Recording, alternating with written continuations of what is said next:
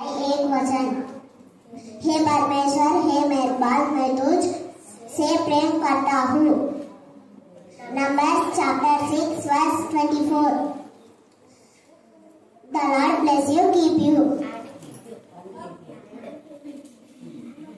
Chapter 3 verse 5. Trust in the Lord.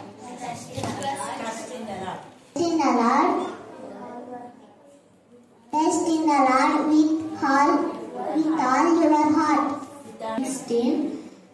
You were for your and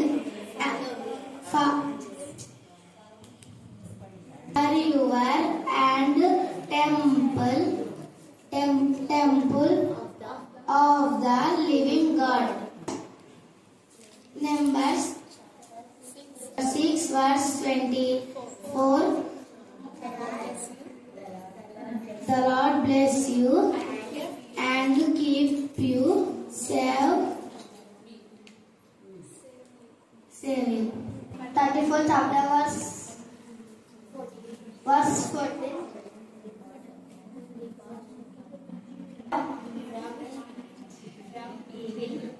From evil and do good.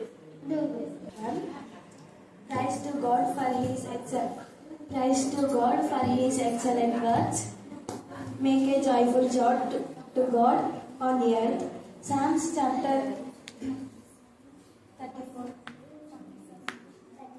34 verse 1.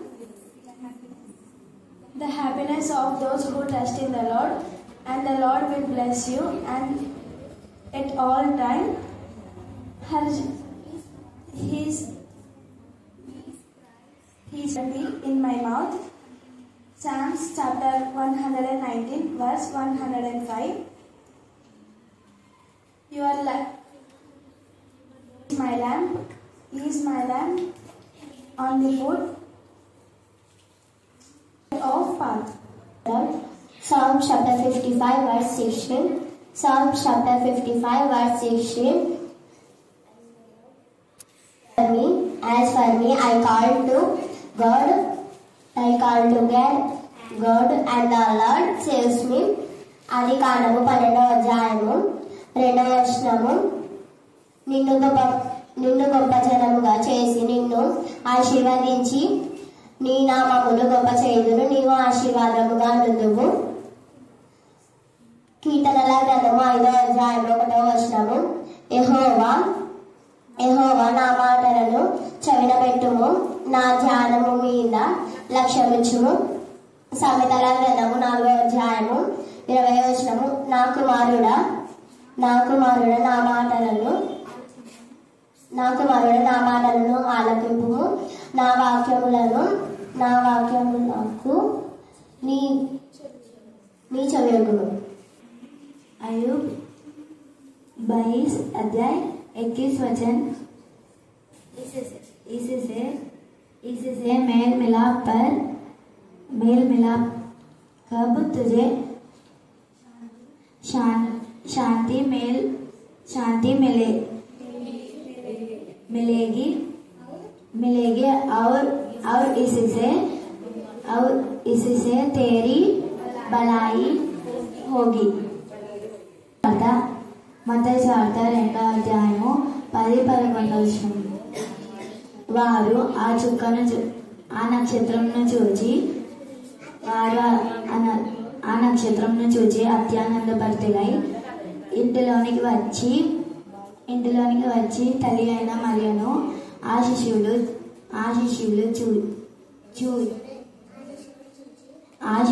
చూచి సాగిలపడి పూజించారు.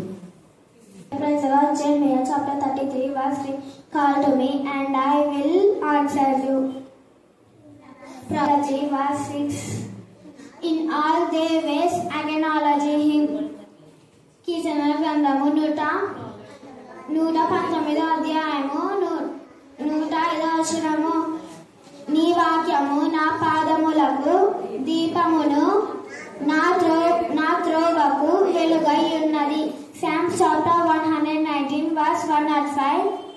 Your word is lamp to my path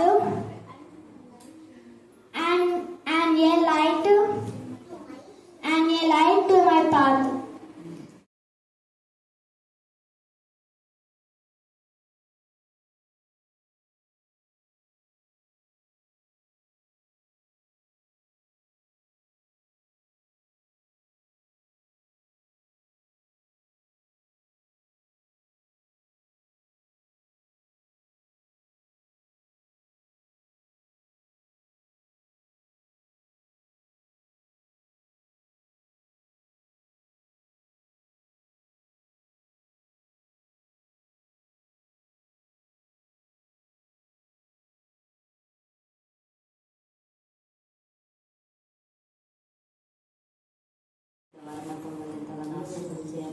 గత నెల కంటికి రెక్కలా కాల్చిపోతుంది వాళ్ళకి గత సంవత్సరం అంతా మళ్ళీ ఎంతగానో కాల్చిపోతుంది వాళ్ళకి నేటి వరకు అతని మంగళవారం రోజు ప్రభావం చూపిస్తున్నాను మేమందరం అయా గొప్పగా కొడుకు నా బిడ్డ సంఘంలో మేమందరం నేను సూచించడం మిమ్మల్ని ఆరాధించడం సేవించడం చేసినప్పుడు బట్టి దండని బట్టి మీకే స్థుతులు స్తోత్రం చెల్లించుకుని ప్రభావ అయా నా తండ్రి నడిదిన వందరూ కార్మిక ప్రార్థన కూడా కూడి తోడు మీకు మహిమకరంగా మా అందరికీ దీవెనకరంగా అయా అనేక మందికి ఆశీర్వకరంగా జరిగించిన గొప్ప దేవానికి స్థుతులు స్తోత్రం మమ్మల్ని ప్రేమించి మాకు ఇచ్చిన దాన్ని బట్టి కూడా స్థుతులు స్తోత్రం దేవా అప్పుడు ఎంతో ప్రయాసంతో నా తండ్రి ఎంతోగానో అయా మిమ్మల్ని ప్రేమించి నా తండ్రి మా అందరినీ కూడా నా తండ్రి అయా నీ గుణగణాలు కలిగి అప్పుడు మమ్మల్ని ఎంతగానో మరి ప్రేమించి ఆదరించి అయ్యా మరి ఎంతగానో వాళ్ళందరినీ ప్రోత్సాహం వస్తే ప్రతి ఒక్క విషయంలో మమ్మల్ని అందరినీ ముందు పెడుతున్నది దాన్ని బట్టి స్థుతిస్తున్నాం తండ్రి మీకు ఏ స్థుతి స్తోత్రం చెల్లించినప్పుడు మీకు దక్కను కూడా నియమించండి అయ్యా మాకు ఇలా ప్రార్థన చేయడం వాక్యం చెప్పుటకు వినుటకు మరి గ్రహించుటకు మరి వాక్యాలు కంఠస్వాగం చెప్పుటకు మాకు ఎంతగానో ధైర్యంగా అయ్యా మరి ఇలా చెప్పడం వల్ల మాకు ఎంతో ధైర్యం కలుగ చేసిన గొప్ప దేవానికి స్తోత్రం. ఆ విధంగా ఈ కూడికను మీరు జీవితంగా నడిపించిన దేవానికి స్తోత్రం చెల్లించుకున్నాం. అయ్యా మరి ఈరోజు శిల సమాజ కొరకు జరుపుకుంటున్నాగా మీరే ముందుకు మాకు ఇంకా జరిగించండి అయ్యా నా తండ్రి మాకు బిడ్డలేని ప్రార్థించేవాడిని పాటలు పాడేవాడిని ప్రతి ఒక్కరిని కూడా మీరు దీవించి ఆశీర్వదించాలి అయ్యా మేమందరం మీ దీవెనలు పొందుకొని అనేక మందికి దీవెనకరంగా ఉండేలాగా కృప చూపించమని నజరేయుడైన యేసుక్రీస్తు పరిశుద్ధ నామమున ప్రార్థించడం జరుగుతుంటున్నాం మా తండ్రి ఆమేన్. ఆత్మలో కలవరపడి మీలో ఒకడు నన్ను అప్పగించునని మీతో నిశ్చయంగా చెప్పుచున్నానని రూఢిగా చెప్పెను. ఆయన ఎవరిని గూర్చి ఇలాగ చెప్పెనో ఆ శిశువులు సందేహపడుచు ఒకరి తట్టు ఒకరు చూచుకొనుచుండగా ఆయన శిశువులలో యేసు ప్రేమించిన ఒకడు యేసు రోమన ఆనుకొనుచుండెను గనుక ఎవరిని గూర్చి ఆయన చెప్పెనో అది తమకు చెప్పమని సీమోను పేతురు అతనికి సైగ చేసెను. అతడు యేసు రొమ్మున ఆనుకొనుచు ప్రభువా వాడెవడని ఆయన అడిగాను. అందుకు యేసు నేనొక ముక్క ముంచి ఎవనికి ఇచ్చేదనో వాడే అని చెప్పి ఒక ముక్క ముంచి సీమోను కుమారుడకు ఇస్కరేతు యూదాకిచ్చెను. అప్పుడు వాడు ఆ ముక్కను పుచ్చుకునగానే సాతాను వానిలో ప్రవేశించెను. యేసు నీవు చేయుచున్నది త్వరగా చేయుమని వానితో చెప్పగా ఆయన ఎందు నిమిత్తము అతనితో అలాగూ చెప్పెను. అది భోజనమునకు కూర్చుండిన వారిలో ఎవనికిని తెలియలేదు. డబ్బు సంచి యూదా యొద్దను ఉండెను గనుక పండుగకు తమకు కావలసిన వాటిని కొనమని అయినను బీదలకేమైనను ఇమ్మని అయినను యేసు వానితో చెప్పినట్టు కొందరు అనుకొనిది. వాడు ఆ ముక్కను పుచ్చుకొని వెంటనే బయటికి వెళ్ళెను. అప్పుడు రాత్రి వేళ. వాడు వెళ్ళిన తరువాత యేసు ఇట్లనెను, ఇప్పుడు మనుష్య కుమారుడు మహిమపరచబడి ఉన్నాడు, దేవుడును ఆయన యందు మహిమపరచబడి ఉన్నాడు. దేవుడు చేసుకుంటే ప్రత్యేకంగా ఈ యొక్క మనం అనుదినం ఏది ధ్యానం చేస్తున్నామో ఆ లేఖన భాగంతోనే ఈరోజు మీతో మాట్లాడుతున్నాను. తండ్రి అయిన దేవుడు ఇచ్చిన ప్రేరేపణ బట్టి దేవుని స్తుతిస్తున్నాం. ఎందుకంటే క్రమంగా మాట్లాడినప్పుడు దేవుడు మనతో మాట్లాడతారు. ఈ యొక్క 21 నుంచి లేదా చివరి దాకా చదివితే మనకేమర్థమవుతుంది చెప్పండి? 21 నుంచి చివరి దాకా ఇప్పుడు చదివిన అది ఆ సాతాను ఎవరిలో ప్రవేశించిందంట? ఇస్కరియోతు యూదా. ఇక్కడ ఇస్కరియోతు యూదా గురించి మనం ఈరోజు ధ్యానం చేస్తున్నాం. అతనిలో సాతాను ప్రవేశించను అని రాయబడింది. ఎప్పుడు ప్రవేశించింది? చాలా విచిత్రం కదా. ప్రభు వల్ల తీసుకుంటే మనకు స్వస్థతని, ప్రభు వల్లలో పరిశుద్ధాత్మ శక్తి ఉందని, ప్రభు వల్లలో ప్రభు యొక్క పునరుద్ధాన శరీరం ఉందని, ప్రభు వల్ల తీసుకోవడం ద్వారా మనము శిక్షా విధికి కాకుండా ఉంటామని, ప్రభు వల్ల తీసుకోవడం ద్వారా మనం బలపరచబడతామని, ప్రభు వల్ల తీసుకోవడం ద్వారా మన రోగులుగా కాకుండా ఉంటామని ఇవన్నీ ఉన్నాయి. ఇవన్నీ ఉన్నాయి కదా. మరి ప్రభు వల్ల గురించి అంత ప్రాధాన్యత ప్రత్యేకత ఉన్నప్పుడు మరి ఇదేంది? చాలా మంది నాకు అడిగే అన్నిలు ఎక్కువగా అడుగుతుంటారు. అదేంది అన్నిలేంది? మన వాళ్ళు కూడా చాలా మంది ఈ ప్రశ్న నన్ను అడిగినారు. అక్క, ప్రభు వల్ల పుచ్చుకోగానే ఎందుకు సైతాన్ అతనిలో ప్రవేశించింది? మరి మీలో కూడా చాలా మంది, మీలో అంటే మీరని కాదు, కొందరు సంఘాలకు వెళ్లే వాళ్ళు చాలా మంది వాక్యం వింటారు, ప్రార్థన చేస్తారు. మరి ప్రార్థన అంటే ఎంతో పెద్ద ఆసక్తిగా వస్తుంటారు. కానీ అది పైకి భక్తి, అందరు కాదు కొందరు. పైకి భక్తి, దాని శక్తిని ఆశ్రయించని వాడిలో ఎవరు దూరుతారు? పైకి భక్తి వద్దు, బాగా పాడతారు. పవన్ కూడా చెప్పిండు, మీ పాటలు నాకు అసహ్యం అంటాడు. ఎందుకంటే మీ బతుకులు సరి చేసుకోకుండా, మీ కుటుంబాన్ని సరిదిద్దుకోకుండా హృదయపూర్తిగా మీరు పాడడం లేదు. వాళ్ళు పాడుతున్నారు కాబట్టి నేను కూడా పాడాలన్న ఒక యాంగ్జైటీగా అంతే. లేదా వాళ్ళు పాడుతున్నారు కాబట్టి నేను ఎందుకు పాడకూడదు అని కూడా ఉంటుంది కదా కొందరికి. అలాగా వాళ్ళు ప్రాణం చేస్తే నేను ఎందుకు చేయకూడదు, వాళ్ళ వాక్యం చెప్తే నేను ఎందుకు చెప్పకూడదు, నువ్వు ఎందుకు చెప్పకూడదు చెప్పాలి. కానీ బట్ సరిదిద్దుకొని పాట పాడాలి, సరిదిద్దుకొని ప్రార్థన చేయాలి, సరిదిద్దుకొని ప్రార్థనకు రావాలి. సరిదిద్దుకోకుండా సుంకరి ఎక్కడుండి నేను సుంకర్ అని చెప్పాడు? మందిరంలో ఉండి చెప్పాడా, బయట ఉండి చెప్పాడా? బయట ఉండి చెప్పి సరిదిద్దుకున్న తర్వాతనే మందిరంలో చేరాడు. కానీ మళ్ళా పాపనని చెప్పాల. సోదరు మేరీ మనతో చెప్పింది. ఎప్పుడు చాలా మంది దైవజనులు కూడా, దైవా నేను ఘోర పాపనే, కాపులలో ప్రథమ పాపే అంట. ఆడనేమో చేస్తారు ప్రథమ పాపని. మళ్ళీ బయటకు వచ్చినాక నువ్వు ప్రథమ పాపమే గాని ముందర నీ బతుకు సరిదిద్దుకుంటే దా బతుకు గురించి మాట్లాడతారా అంటారు. మళ్ళీ ఆడనేమో ప్రథమ పాప అయిన వాళ్ళు ఎవరు తిట్టినా కూడా ఏం చేయాలా? పడింది అర్థం. అవును కాదు? ప్రథమ పాపి, ఘోర పాపి అంటే అందరు ఏమన్నా కూడా నోరు మూసుకోవాలి. మళ్ళీ ఎవరైనా ఏమన్నా అంటే మళ్ళీ పెద్దగా బిల్డప్ ఇస్తుంటారు. ఈ యొక్క ఇస్కరియోతు యూదా కూడా అలాంటి కోపం తెంచిన వాడే. తాను చెయ్యడు, చేసేవాడిని చెయ్యనివాడు. అది అక్కడ ఎన్నిసార్లు ఏసయ్య దొంగ లాంటి బ్రతుకులు మార్చాడు, విశ్వాస ఘాతకులు అయిపోయాడు. అలాంటి విశ్వాస ఘాతకులు అంటే ఏసయ్యకు నచ్చదు, ఇష్టం ఉండదు కూడా. అందుకనే వాడు ముక్కలు పుచ్చుకున్న వెంటనే సాతానే వాడిని అక్కడి నుంచి తీసుకుని వెళ్ళింది. ఎందుకు తీసుకువెళ్ళింది చెప్పాలి? సాతానే అక్కడ తీసుకువెళ్ళింది ఎందుకు చెప్పాలి? సాతాను ప్రవేశించిన వాళ్ళు యేసుతో పాటు సహవాసము చేయాలి. నేను అది చెప్తాను.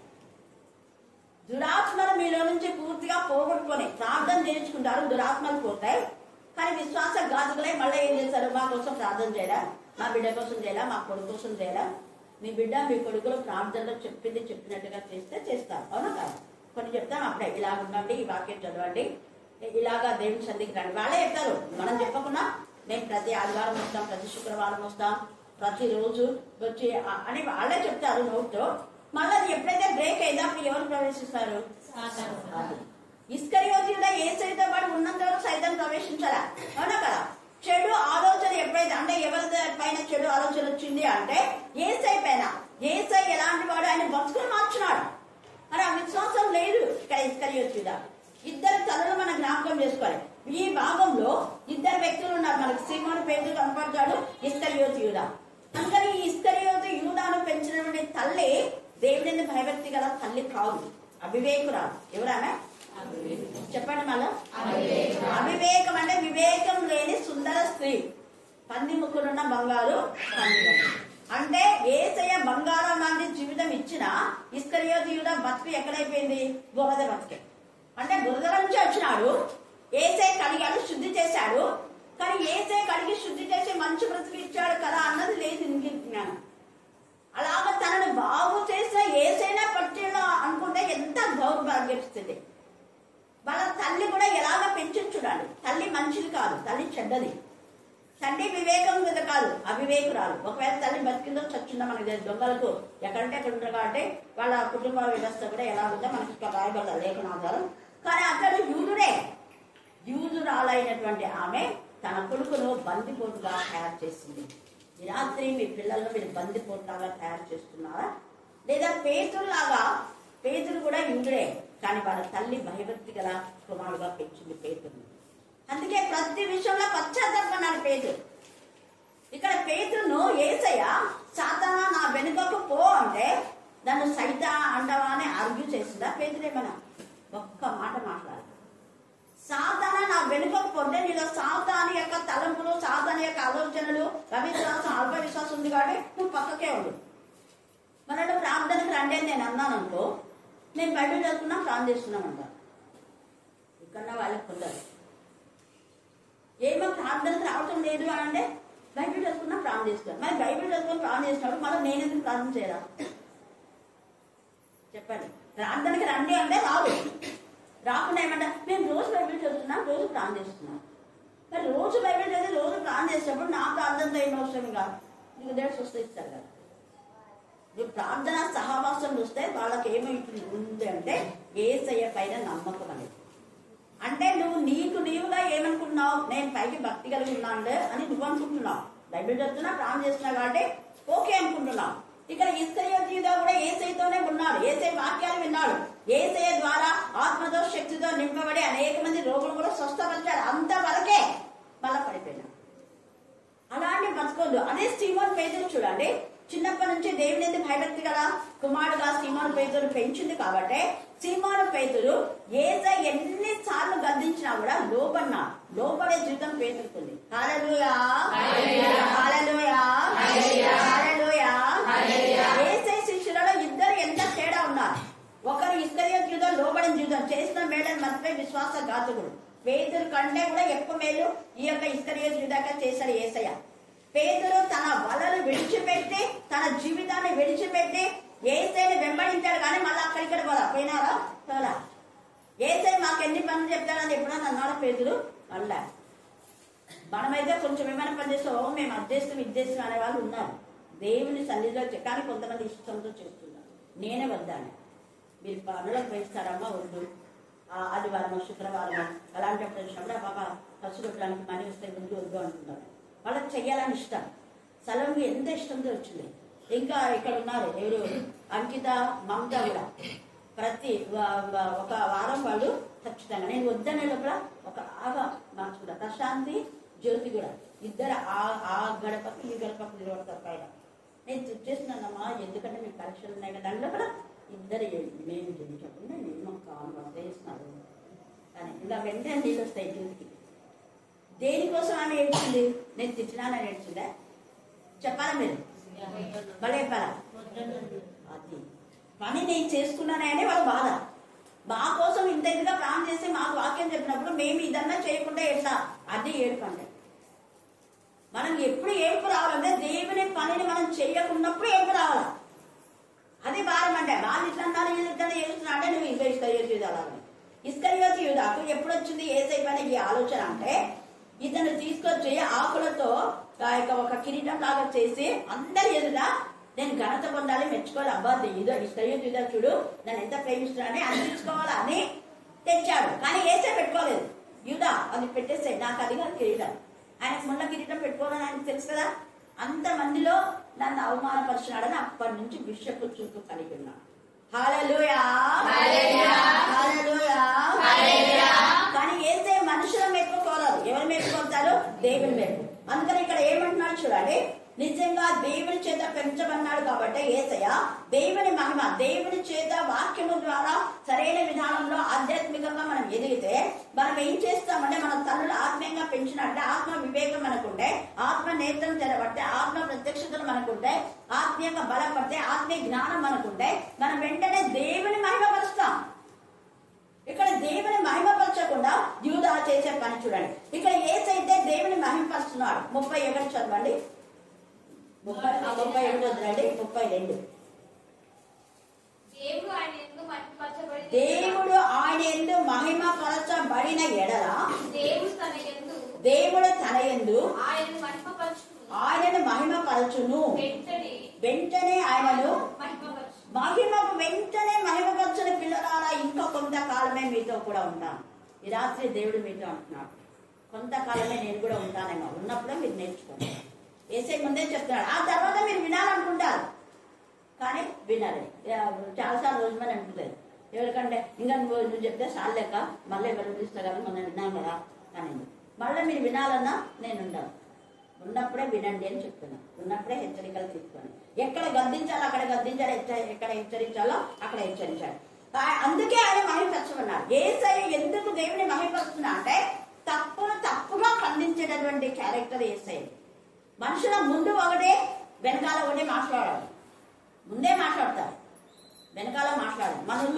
మనుషుల ముందేమో నటిస్తారు, వెనకాల అందరు కాదు కొందరు అంటున్నాను, వెనకాల మళ్ళీ మాట్లాడుతుంటారు. ఏమేమో మేము ఎన్నిసార్లు అడిగినా ప్రార్థన చేయలేదు. మరి ప్రార్థన చేయకుండా మీకు రోగాలు పోయిందా? రోగాలన్నీ బాగుంటాయి. రేపు నేను ఎప్పుడు నా పరిస్థితిలో నేను ధ్యానంలో ఉన్నప్పుడు ప్రార్థన చేయమంటారు, చేయకపోతే ప్రార్థన చేయాలి. కంప్లైంట్స్ నేను ఇట్లా ప్రార్థన చేసేవాళ్ళు తొందరగా సెలవుకు సచివాలయం చేయండి బాగుంటుంది, అప్పుడు వేరే వాళ్ళతో చేయించుకోండి అంటారు. అనాను వద్దా? అవునా? ఎందుకంటే ఇసుక యొక్క కోరిక అదే కదా. యేసయ్య ఇప్పుడు వస్తాడా, ఇప్పుడు వస్తాడా? అందుకని యేసయ్య కూడా ఏమంటున్నాడు చూడండి. ఇస్కరియోతు యూదా ఆ యొక్క కోరిక యేసయ్యకి తెలిసి యేసయ్యనే అంటున్నాడు అక్కడ 27వ వచనం చదవండి. వాడు ఆ ముక్క పుచ్చుకొనగానే సాతాను వాళ్ళలో ప్రవేశించను. ఎప్పుడైతే సైతాను ప్రవేశించిందో యేసయ్యకి తెలిసిపోయింది, శిష్యులకు ఎవరికి తెలియదా? పైకి భక్తి దాని శక్తిని ఆశ్రయించిన వారంటే వారి యొక్క పైకి భక్తి అనేది యేసయ్యకి మాత్రమే తెలుసు, మిగతా ఎవరికి తెలియదు. అప్పుడు యేసు వెంటనే ఏమంటున్నాడ, నీవు చేయించున్నది త్వరగా చేయమని వాగ్దానం చెప్పాను. చూసారా? అంటే నువ్వు నన్ను చంపాలనుకున్నావు, తొందరగా చంపేస్తాయి. నువ్వు చంపకుండా నేనే నా ప్రాణాన్ని ఇస్తా తర్వాత అన్నాడు. మీరంతా నన్ను చంపడానికి కత్తులతో గురియలతో ఇలాగ రావాలన్నా? నేను నా ప్రాణాన్ని ఇవ్వడం కోసమే నేను జన్మించాను. క్రీస్తు జననం ఎందుకు అంటే మానవ పాప పరిహార్థం రక్త ప్రోక్షం తద్రస్తం పూజ్యానం పవిత్రం, మానవుని పవిత్రం చేయడం కోసమే యేసయ్య జననం జరిగింది. పరిశుద్ధమైనటువంటి మరి ఆ యొక్క కుమారుడుగా పరిశుద్ధమైన కన్యక ద్వారా పరిశుద్ధమైన కుమారుడుగా యేసయ్య కనలేదు, ఉద్భవించాడు. పుట్టుట అంటే ఉద్భవించుట. మిగతా వాళ్ళందరూ కనెను రాయబడింది. అక్కడ అబ్రహాము అని చెప్పి మళ్ళీ క్రీస్తు వంశావళి అని రాశాడు. కారణం ఏంటి? నోబహుని తీసుకోవచ్చు, ఆదాము తీసుకోరా, అబ్రహామే తీసుకున్నాడు. కారణం ఏంటంటే అబ్రహాము రొమ్ములో యేసు ప్రభుల వారి మరణం వరకు చనిపోయిన వాళ్ళందరూ ఆయన రొమ్ములో ఉన్నారు. యేసే రక్తం ద్వారా వారి మరణం నుంచి విడిపించి తండ్రి సన్నిధికి చేర్చాడు. అందుకని అబ్రహాము దావీదని మళ్ళీ యేసయ్య వంశాలు. దావీదు కుమారుడు కాబట్టి దావీదు వంశంలో జన్మించినాడు కాబట్టి ఆ దావీదు వంశం అనేది కాదు, ఇంకా యూదా వంశం కాదు, క్రీస్తు వంశావళిలో అబ్రహాం ఇంక్లూడింగ్. అబ్రహాము ఏ వంశం వాడైనా క్రీస్తు వంశావళిలో చేరినారు. 12 అబ్రహాం యొక్క తదనంతరం ఇశ్రాయేలు 12 గోత్రకర్తలు ఉన్నారు. వాళ్ళందరూ 12 గోత్రాలు కాకుండా 12 వంశాలు కాకుండా ఇంకా యేసయ్య వంశంలోనే అందరు రావాలి. పాత నిబంధన జనులు, కొత్త నిబంధన. అందుకే నిబంధన ఏకం చేయడానికి, వారిని మనల్ని ఏకం చేయడం కోసమే యేసయ్య వచ్చాడు. అందుకనే ఇక్కడ నేను ఏకం చేయడం, నేను చనిపోతే తప్ప వీళ్ళు ఏకం కాదు. అంటే నువ్వు ఎంత తొందరగా పని చేస్తే నేను అంత తొందరగా నా తండ్రికి నా పిల్లలు అప్పగిస్తాను. ఎంత మంచిగా. అందుకే త్వరగా సాతాను ప్రవేశించినప్పుడు యేసయ్య చెప్తున్నాడు, నువ్వు త్వరగా చెయ్యి. ఆయన ఎందు నిమిత్తం అతనితో అలాగ చెప్పానో అది భోజనంలో కూర్చుంటే వాళ్ళు ఎవరికి తెలియలే. ఎందుకంటే మంచిగా భక్తిలాగా ఉన్నావు కదా, ఎవరికి తెలియదు. కానీ వీళ్ళేమనుకున్నారు, అతని దగ్గర డబ్బు సంచుంది కాబట్టి ఏమైనా ఒకవేళ పేదవాళ్ళకి ఏమని అప్పుడప్పుడు యేసయ్య పేదవాళ్ళకి ఇవ్వండి అని చెప్పింటాడు. అందుకని పేదవాళ్ళకి ఇవ్వండి అని ఏమైనా చెప్పాడేమో, లేదా ఏమైనా కావాల్సిన కొమ్మని చెప్పాడేమో అని వాళ్ళు అనుకున్నారు. వాడు ఆ ముక్క పుచ్చుకొని వెంటనే ఉన్నాడు అక్కడ, వెంటనే బయటికి వెళ్ళాను. సపరేట్ అయిపోయినాడు. ఎవరితో సపరేట్ అయిపోయినాడు చెప్పాలి? ఎవరితో సపరేషన్ అయింది?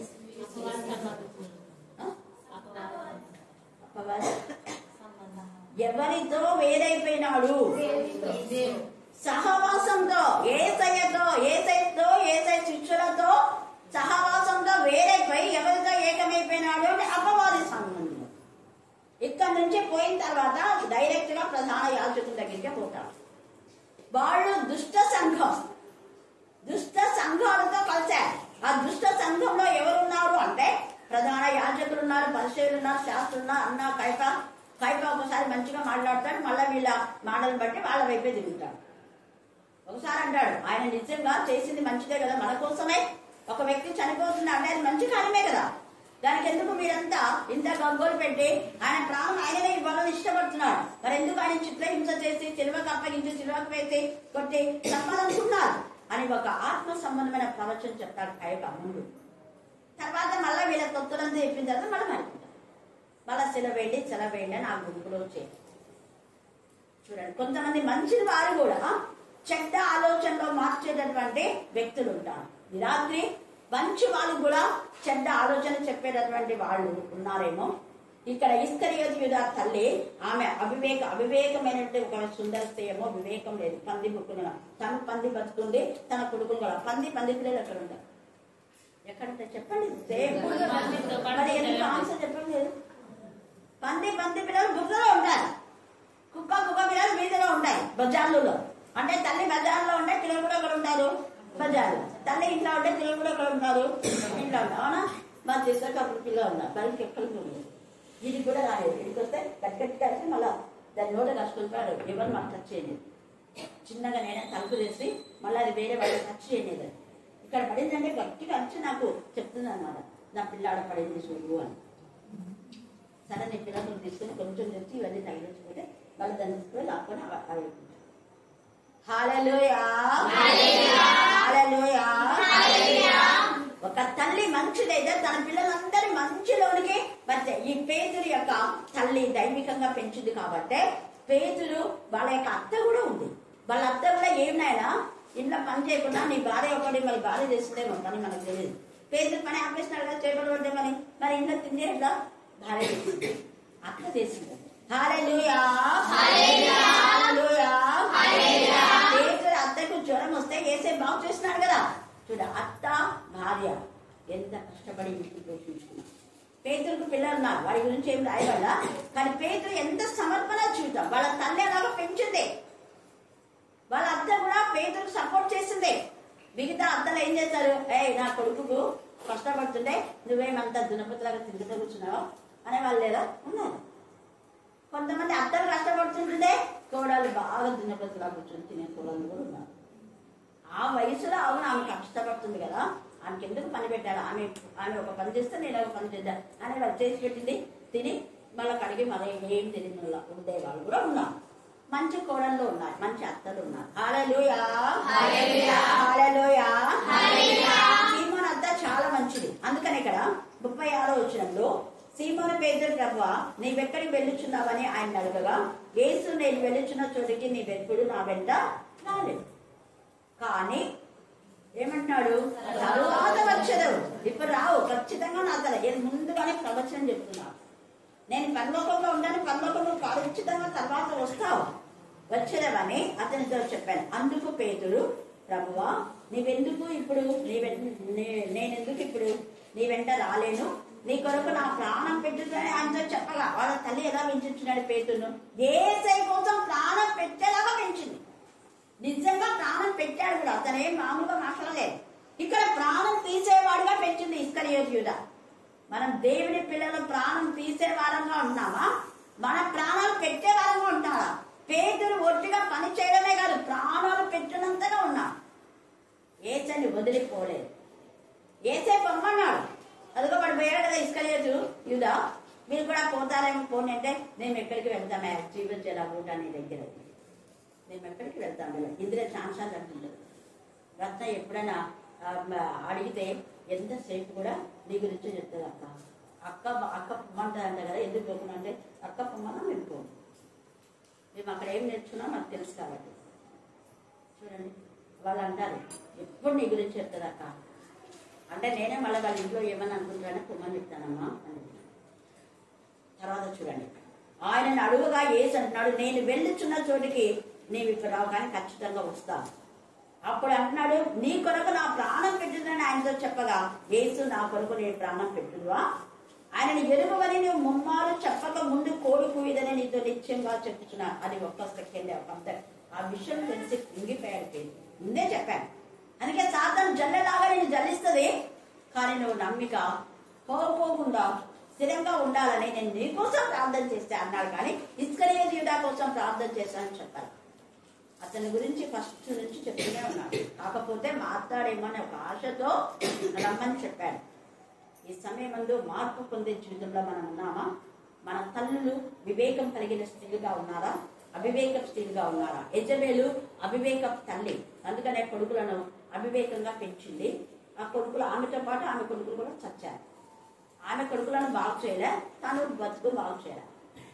నాబోతు యొక్క ద్రాక్షలతో తీసుకొని గొప్ప ద్రోహం చేసింది దేవుడికి. తనకెన్నో ఉన్నాయి, ఉన్నా కూడా ఆశించింది. అలాగనే అత్తలే దుర్మార్గపు కొడుకుగా పుట్టినప్పటి నుంచి పెంచింది. దుర్మార్గంలో పిల్లలు మనం ఎలా పెంచుతున్నాం? మైక, ఇంకా చాలా మంది ఉన్నారు. నెక్స్ట్ ఇంకొక ఆమె ఉంది, నోవద్య అనే ప్రవక్తనే అబద్ధము ప్రవచనాలు చెప్పి దేవుని ప్రజలను బాధ పెట్టాడు. అలాంటి స్త్రీలు కాకుండా అప్పుల్లా క్రిస్టిన్ లాగా, ఎక్కెబేది లాగా, తల్లి మరియలాగా, లేదా మనం యునేకే లోగి లాగా, దెబోరా లాగా, యాయల్ లాగా దేవుని భయభక్తి గల పిల్లలుగా పెంచడం. తమిత తన యొక్క ఉన్నటువంటి కుటుంబిషన్ ఉంది కాబట్టి, లేదా అప్పుడు కుటుంబిషన్ ఉందో లేదా చేతులతోనే పుట్టేదంట. విధవరాళ్ళకి ఎంత పరిచయం చేసింది తమిత. అందుకే ఆమె చనిపోయిన తర్వాత ఏమైంది? ఆమె తిరిగి లేచింది. హల్లెలూయా, హల్లెలూయా, హల్లెలూయా. దెబోరా 5వ అధ్యాయంలో మనం చూస్తే, న్యాయాధిపతులు 5లో దెబోరా ఇశ్రాయేలు అందరికీ తల్లి అంట. ఒక్కరికి ఎంతమందికి తల్లి? మళ్ళీ చెప్పాలా? అంటే మొత్తం ఇశ్రాయేలు అందరి పట్ల ఒక తల్లిలా బాధ్యత వహించింది. ఆమె అన్ని వంశాలు 12 వంశాలకు తల్లిగా బాధ్యత వహించి గద్దించి హెచ్చరించి బుద్ధి చెప్తే, కనీసం నీ కుటుంబంలో ఉన్న 2-3 పిల్లలకు గద్దించి బుద్ధి చెప్పకపోతే మన దేవుడు అడుగుతాడు. యేసయ్య జనన మరణ పునరుద్ధాలు ఎందుకు వచ్చాయంటే మనం క్రీస్తులో ఎదగటానికి. 2వ తెస్సలోనికైలు 1వ అధ్యాయం 18 చదవండి. 2వ తెస్సలోనికైలు 1:18 త్వరగా తీసిన వాళ్ళు చదవగలరా?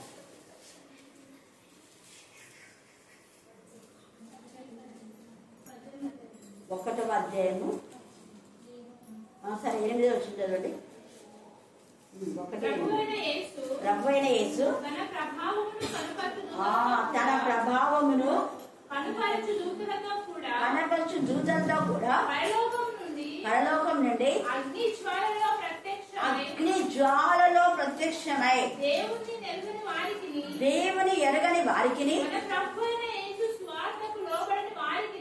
ఇక్కడ లోబడి అన్నది చేసుకో. ఎవరైతే లోబడతారో వారికి, లోబడని వారికి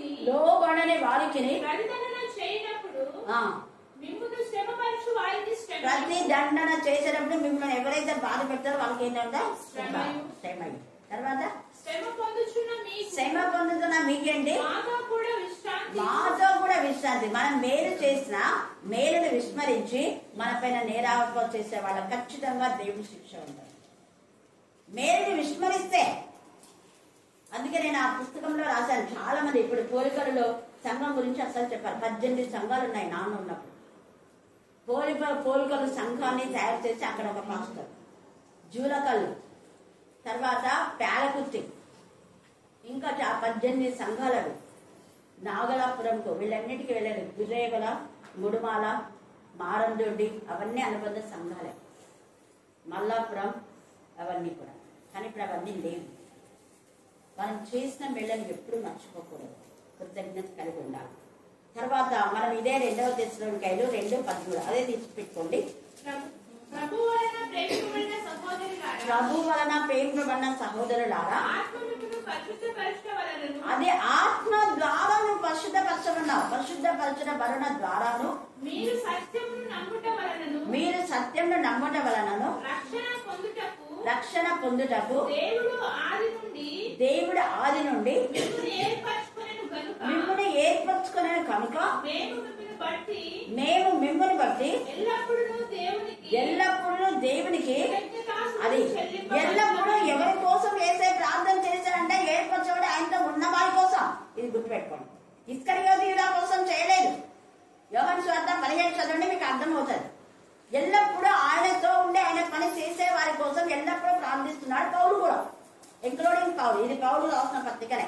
మీకోసం ఎల్లప్పుడూ ఏం చేస్తున్నాను, నేను ప్రార్థిస్తున్నాను. నేను చెప్పాను కదా, మన కన్నా పిల్లల గురించి ఎల్లప్పుడూ ఆంటీ 85 సంవత్సరాలు ఎప్పుడు ప్రార్థిస్తున్నాను. చాలా మంది ఉన్నారు, రేచల్ టీచర్ వీళ్ళంతా. మీకంతా నిన్న దినాన గ్రీటింగ్ చెప్పారు. ఇక్కడ చాలా మంది ఇట్లా మంచి పరిచయం చేశారమ్మా అంటే రమణ్ గురించి చెప్పాను కానీ పర్మిషన్ లేదా అని చెప్పాను. హల్లెలూయా. తర్వాత మనం చూస్తే ఇదే 2వ తెస్సలోనికైలు 3వ అధ్యాయం 1 నుంచి 17 దాకా కూడా మీరు చదవండి. చాలా విషయాలు ఉన్నాయి. వీలైతే రేపు బుధవారం కొన్ని ధ్యానం చేసుకుందాం. ఇప్పుడు 1వ వచనం మాత్రం చదవండి. తుదకు అన్నాడు. ఇక చివరిలో ఉన్నాం మనం. ఇప్పుడు డిసెంబర్ చివరి కదా. తుదకు సహోదరులారా, మీలో జరుగుతున్న ప్రకారము ప్రభు కార్యము ప్రభు వాక్యము శీఘ్రంగా అండర్లైన్ చేసుకోండి. ఏడుంది శీఘ్రంగా? శీఘ్రంగా దేవుని సంధికి రావాలి, శీఘ్రంగా దేవుని గణపరచాలి, శీఘ్రంగా చెప్పాలి సాక్ష్యం. ఎప్పుడో దేవుడు బాగు చేస్తే సంవత్సరం తర్వాత చెప్పడం కాదు, శీఘ్రంగా వ్యాపించి మహిమపరచబడు నిమిత్తము మేము మూర్ఖులైన దుష్ట మనుషులు కొందరు ఉన్నారు. వాళ్ళు మేలు పొందుకొని విశ్వాసఘాతుకులు అయిపోయినారు. వాళ్ళే మూర్ఖులైన దుష్ట మనుషుల చేతిలో నుండి తప్పింపబడి నిమిత్తము మా కొరకు ప్రార్థించని మూర్ఖులైన దుష్టుడు ఇస్కరియోతు యూదా మూర్ఖుడు. పేతురు వెంటనే పశ్చాత్తాపన్నాడు. 3 సార్లు కోరి చూస్తేనే చచ్చిపోయే వరకు పశ్చాత్తాపడి క్షమాపణ చెప్పుకున్నాడు. ఏసై వైపు చూచాడు, ఏసై దగ్గరికి వచ్చాడు. తర్వాత ఆ చనిపోయే ముందు కూడా ఏసై కోసమే ప్రారంభించాడు. ఇక్కడ చెప్పే నీకోసం ప్రారంభించాడు. మాట నెరవేర్చుకున్నాడు. ఏ మాట చెప్పాడో మాట కట్టుకున్నాడు. ఇస్కరియోతు యూదా వచ్చేటప్పుడు ఇచ్చిన మాట లాగలేదు. ఎల్లప్పుడు నీతో ఉంటానని ఏమేమో ప్రామించేస్తున్నారు. అవన్నీ తుంగలపోయినాయి. మళ్ళీ అన్యులతో చేరినాడు. సాతాను ప్రవేశించింది. ఎప్పుడు ప్రవేశించిందంటే ప్రభు వల్ల తీసుకున్న తర్వాత. ఎంత బాధాకరం! ప్రభు వల్ల ఎంత శక్తివంతమైంది. ప్రభు వల్ల తీసుకున్నా కూడా నీలో అపవాది చోటు చేసుకుందా అంటే నువ్వు దేవుని బిడ్డవు కాదు, అపవాది యొక్క సంగతి. అందుకనే అపవాది నేను టార్గెట్ చేస్తుంది. అలా చేయకుండా మనం దేవుని పిల్లలుగా ఉండాలి. ఎల్లప్పుడూ దేవుని పిల్లల కోసం ప్రార్థన. దేవుని లేఖన భాగం దీవించి ఆశీర్వదించుగాక. ఆమేన్. ఈ సమయం